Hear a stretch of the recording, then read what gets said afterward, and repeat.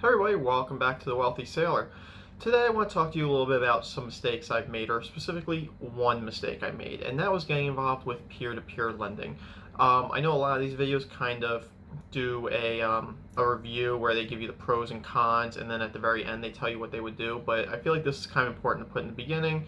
I personally have done it. I would not do it again, and I'm going to explain why. So first, if you don't know what Lendingclub is, it is a pseudo investing company. I say pseudo because it's not really, because on any profits you make, you actually get taxed as regular income as opposed to capital gains. So it's not really like TD Ameritrade or Robinhood. Click on the link below for Robinhood, or Acorns, which you can also click in the link below. So they sort of act like an intermediary.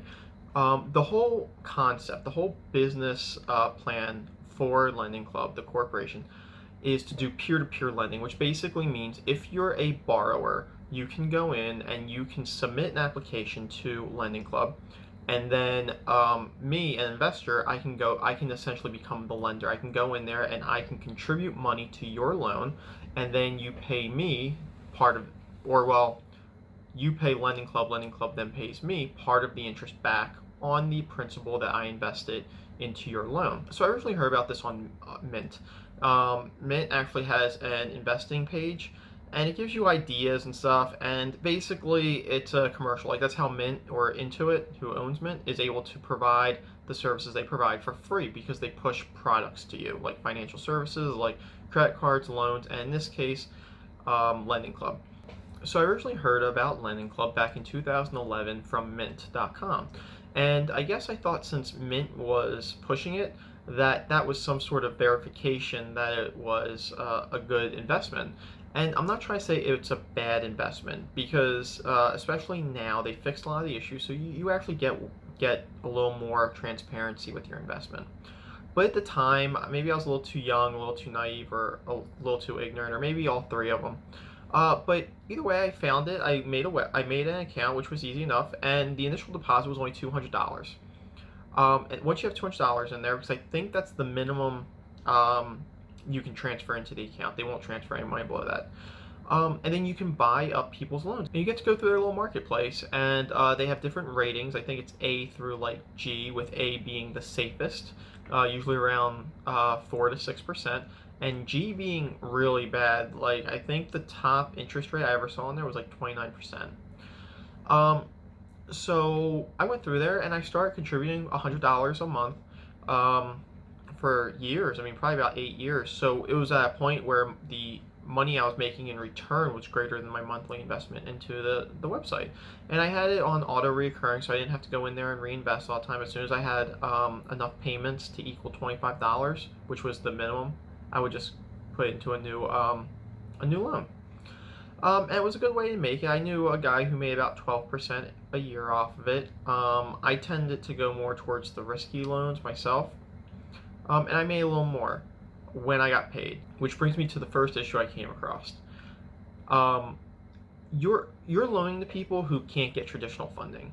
I didn't think about it at the time, but if I think back on it now, why are people on this website? Like, why are people using Lendingclub versus why are people using a traditional bank or even a credit card? And I started reading through the actual applications. Now, the applications that submit are very cookie cutter.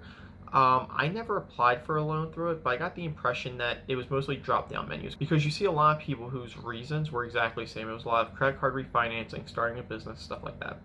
I automatically would not invest any money in anybody starting a business. And my logic behind that was that if somebody's starting a business and they're starting that business with the knowledge that their loan to start it is 20% interest, then I don't have high confidence that their business knowledge is great enough for their business to succeed.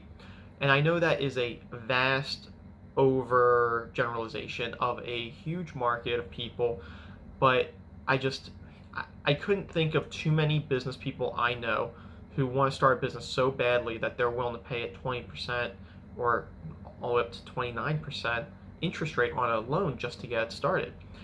Additionally, even if you don't count that, half of all businesses fail, which means I figured I had 50% chance of getting paid back for any of the small business loans. So I didn't do any of that. What I did was a lot of loan reconsolidation.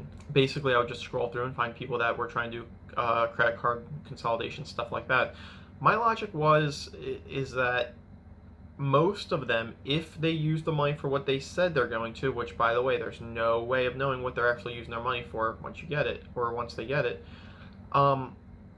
I figured that if they did use the money for what they said they would use it for, then they would be in a better position.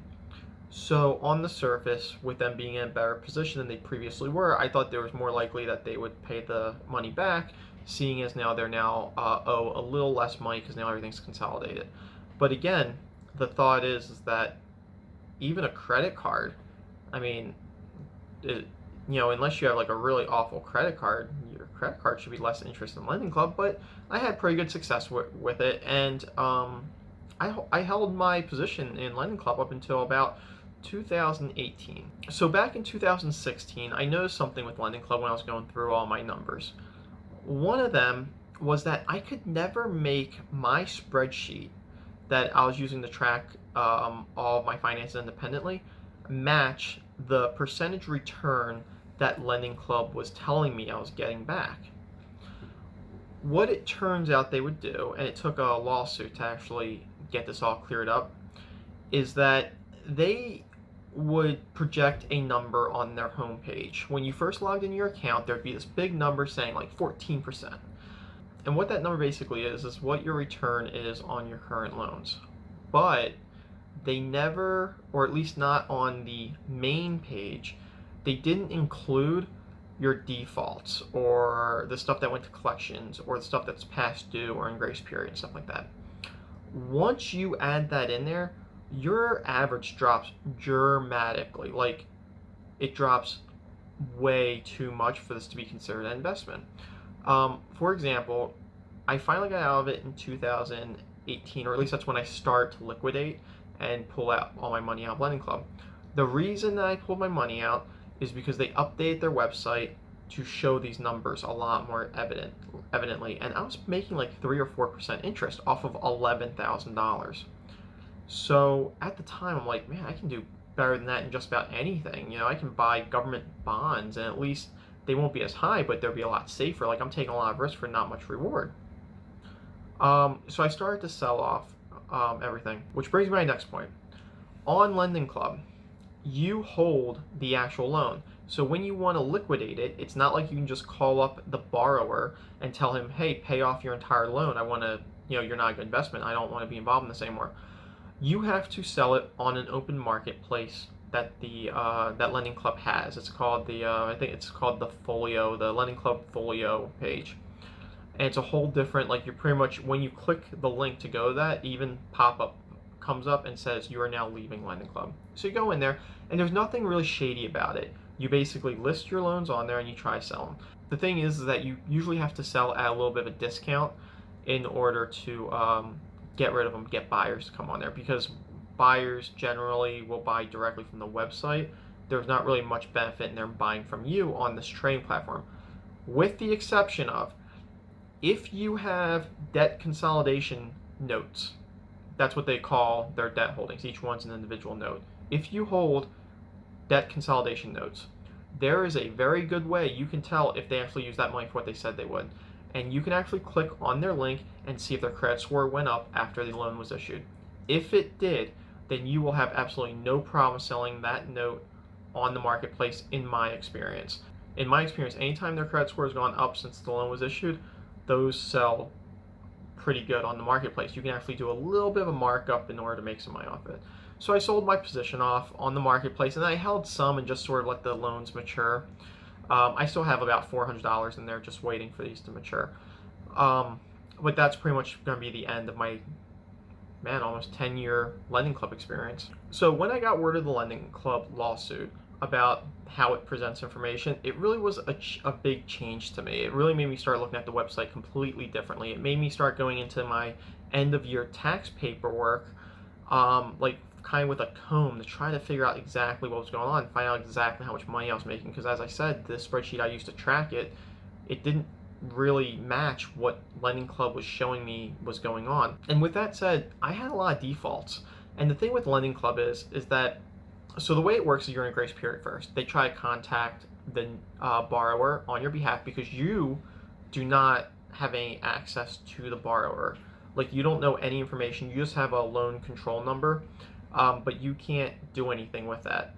And their agreement, the borrower's agreement, is with Lendingclub, and your agreement is with Lendingclub. You don't have an agreement with the borrower, and the borrower has no direct obligations to you, which means if you want to sue like a borrower, you can't. So if you do think about Lendingclub, I strongly suggest you don't put a lot of money into a single loan. Definitely spread that money out on as many different loans as possible. So if Lendingclub was to file civil charges against the person for defaulting on the loan, they get a percentage of that. They get 60% of any money that is recouped as a fee.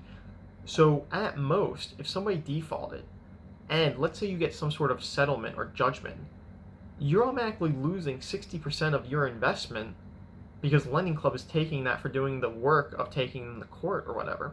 And then if they collect it in any other means without going to court, they collect 40% of that. Additionally, what they often do is that neither of those two things happen, and they just sell your note off. They sell the debt to a debt collection agency, which I kind of went into more detail in my previous video. So this debt goes to a debt collection agency. The debt collection agency only pays maybe 3 to 5% for the debt, so now they hold it.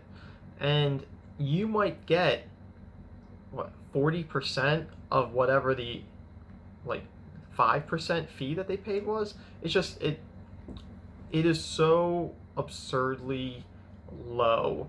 And the amount of fees that come out of this stuff, if you get, if somebody doesn't pay, it just seems like the risk isn't really there or worth it to me when you can just invest in the stock market and collect more than that. So let's say one of your notes does go to collections. It's totally cool. Only 10% of debts that end up in collections are ever resolved, ever.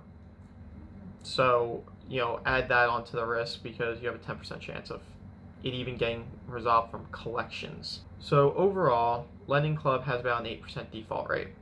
I felt it a little bit more than that because the loans I bought were graded as riskier but higher interest. So I felt like it was worth it to kind of risk more to try to get more money. But 8% default rate, I don't know.